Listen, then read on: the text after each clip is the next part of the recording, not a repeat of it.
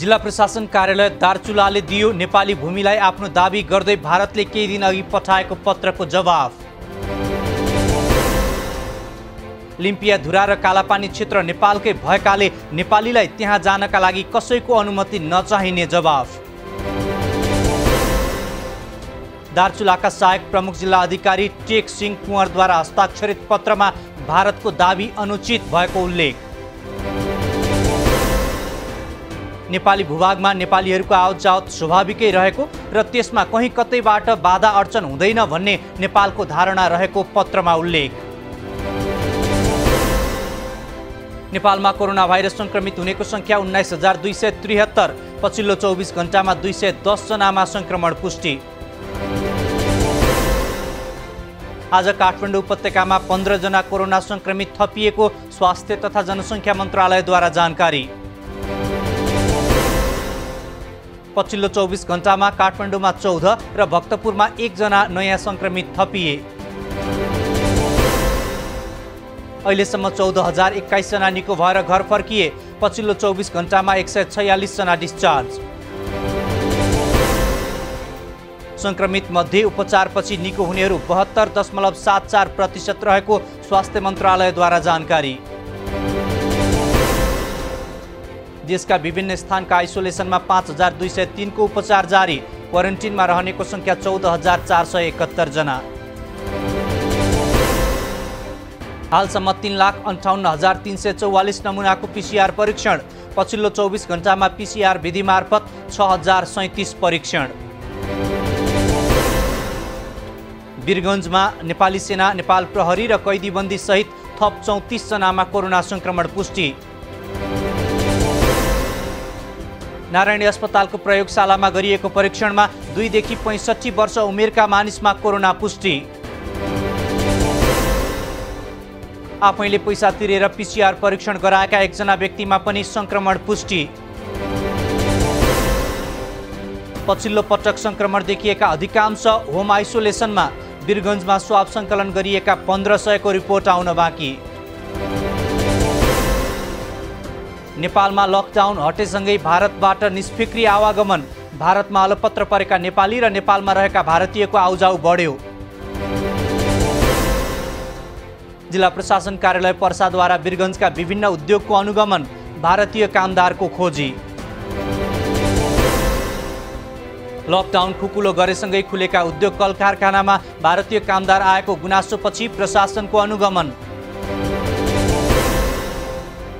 बारा र पर्साका नेपाल भारत सीमामा अवैध प्रवेश रोक्न सशस्त्र प्रहरीको सक्रियता। महोत्तरी जिल्लामा बुधबार 1 प्रधानाध्यापक र 10 जना नेपाली सेनामा कोरोना पोजिटिभ देखियो।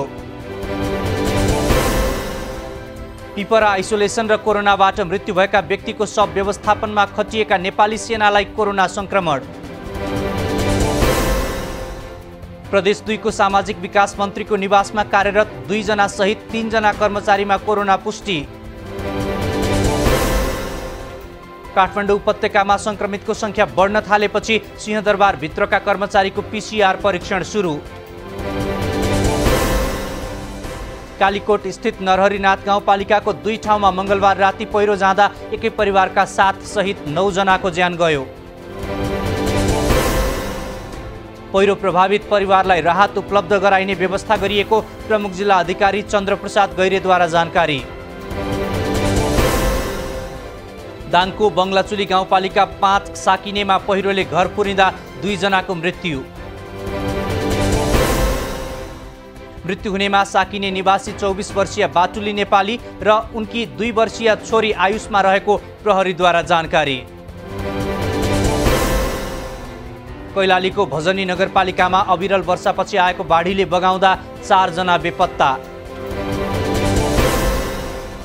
मंगलबार रातिदेखि सुरु भएको अविरल वर्षाका कारण कैलालीका अधिकांश भाग डुबानमा। डुबानका कारण कैलालीको जानकी गाउँपालिका सबैभन्दा बढी प्रभावित। धनगढी उपमहानगरपालिका भित्रका अधिकांश ओडा पनि डुबानमा। करिब 150 घर परिवारलाई सुरक्षित स्थानमा सारिएको जिल्ला प्रशासन कार्यालय कैलालीद्वारा जानकारी। नेपाल प्रहरी, सशस्त्र प्रहरी, नेपाली सेना र स्थानीय जनप्रतिनिधि बाढी प्रभावितको उद्धारमा खटिए। लगातारको वर्षाले बागलुङ नगरपालिका 5 मालिकामा दर्जनौं घर गोठ पहिरोको जोखिममा। दीर्घकालीन योजना नबनाई बिना मापदण्ड सडक खनिएका कारण जोखिम बढ्यो। पहिरो प्रभावितलाई सुरक्षित स्थानमा सारियो। गाउँभरि नै पहिरो खस्न थालेपछि बस्ती नै विस्थापित हुने जोखिम। पश्चिमी तटबन्धसँग जोडिएको स्परमा सप्तकोशीको कटान जारी। बस्तीमा बाढी प्रवेश गर्न सक्ने भन्दै आसपासका क्षेत्रमा त्रास।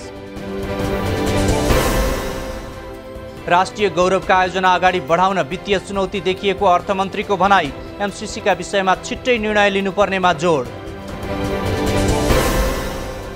नेपाल कम्युनिस्ट पार्टी नेकपाका 152 केन्द्रीय सदस्यले पार्टीलाई बुझाए केन्द्रीय समिति बैठकको माग गर्दै हस्ताक्षर गरेको पत्र। नेपाली कङ्ग्रेसको संस्थापन इतर समूहद्वारा 14औं महाधिवेशन कार्यतालिका सार्वजनिक भएपछि गठित विभाग खारेज गर्न दबाव। सभापति शेरबहादुर देउवाका कारण पार्टीको स्वास्थ्य ठिक नभएको नेपाली कङ्ग्रेसका नेता प्रकाशमान सिंहको टिप्पणी। प्रतिनिधि सभाको राज्य व्यवस्था तथा सुशासन समितिद्वारा विभिन्न 3वटा आयोगको वार्षिक प्रतिवेदन अध्ययन गर्न उपसमिति गठन। सरकारी निकायमा करारमा कर्मचारी राख्ने प्रवृत्तिको अन्त्य हुनुपर्ने सांसदहरूको माग। अन्तर्राष्ट्रिय बाघ दिवसको अवसरमा प्रधानमन्त्रीको सन्देश। बाघको संख्या दोब्बर बनाउने प्रतिबद्धता पूरा गरिने। सङ्घबाट दक्ष र क्षमतावान कर्मचारीहरू प्रदेशमा नपठाउने गरेको प्रदेश सरकारका आन्तरिक मामिला तथा कानुन मन्त्रीहरूको गुनासो। प्रदेशको शान्ति सुरक्षा र कानुन निर्माणका लागि महत्त्वपूर्ण मन्त्रालयमा सङ्घले पठाउने कर्मचारी दक्ष र अनुभवी नहुँदा समस्या। चितवन राष्ट्रिय निकुञ्ज प्रशासनले ज्यादती गरेको भन्दै सुकुम्बासीहरूद्वारा आज चितवनको माडीमा प्रदर्शन। पितृप्रसाद खाएर बिरामी परेका पाल्पाको रामपुर नगरपालिकाका 54 जनालाई थप उपचारका लागि लुम्बिनी मेडिकल कलेज प्रभासमा भर्ना गरियो। पश्चिमी बागलुङको ग्रामीण क्षेत्रका बासिन्दा अझै धामी झाँक्रीका भरमा उपचार गराउन बाध्य। चिकित्सक र औषधि सहज नहुनुका साथै स्वास्थ्य सम्बन्धी चेतनाको अभावमा उपचारका लागि धामी झाँक्री लगाउने क्रम रोकिएन। कैलालीको गोदावरी नगरपालिका 5 मा रहेको मुक्त कमैया शिविरका करिब 200 जनाका लागि 3वटा मात्रै सार्वजनिक शौचालय। काठमाडौँबाट गएर सुनसरी, मोरङ र झापा क्षेत्रमा लुटपाट गर्ने योजना बनाइरहेका अवस्थामा 4 जना पक्राउ। मोरङको विराटनगर महानगरपालिका 2 बरगाछी चोकबाट प्रतिबन्धित लागु औषध सहित 1 जना पक्राउ। बागमती प्रदेशद्वारा काठमाडौँ उपत्यका सहित प्रदेशका 13वटै जिल्लाका सदरमुकाम र सहरलाई हरित अभियान सुरु। मोरङको सुन्दर हरैचा नगरपालिका 3 मा ज्येष्ठ नागरिक भवन निर्माणमा आर्थिक अनियमितता भएको स्थानीयको आरोप। डिभिजन वन कार्यालय दाङद्वारा जिल्लाका विभिन्न स्थानमा रहेको बगरलाई वन बनाउने अभियान सुरु। रोजगारदाता संस्थाहरू र संयुक्त ट्रेड युनियन समन्वय केन्द्र बीच लकडाउन अवधिमा श्रमिकको तलब भुक्तानीका बारेमा सहमति।